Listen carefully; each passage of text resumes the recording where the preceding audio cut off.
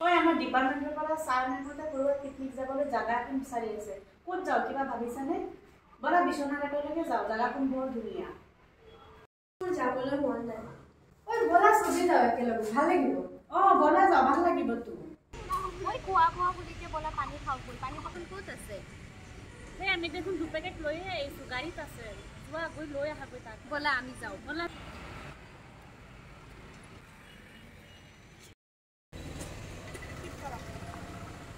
কিয় পেলাইছা? তোমালোকে নাজানা প্লাষ্টিকবোৰে আজি কিমান প্ৰদূষণ হৈ আছে? প্লাষ্টিকবোৰ পানীত পেলালে পানী প্ৰদূষণ হয়, মাটিত পেলালে মাটিৰ উৰ্বৰতা শক্তি হ্ৰাস পায়। সেই প্লাষ্টিক আৰু তাত থকা জীৱ জন্তুবোৰৰ কিমান বেমাৰত আক্ৰান্ত হ'ব পাৰে। সেয়েহে আমি প্ৰত্যেক বছৰৰ 5 জুন তাৰিখে আমি বিশ্ব পৰিৱেশ দিৱস পালন কৰোঁ। সেইকাৰণে আমি এই বছৰত প্লাষ্টিকৰ সৈতে যুঁজ দিবলৈ উদ্দেশ্যে আজি অৰ্থাৎ 2025 চনৰ থিমটো হৈছে কম্বাটিং প্লাষ্টিক পলিউশ্যন। মেম আমি এনেকা ভুল আৰু কেতিয়াও নকৰোঁ। ঠিক আছে, এতিয়া ব'লা আমি সকলোৱে এখন প্লাষ্টিক মুক্ত পৃথিৱী গঢ়ি তোলোঁ।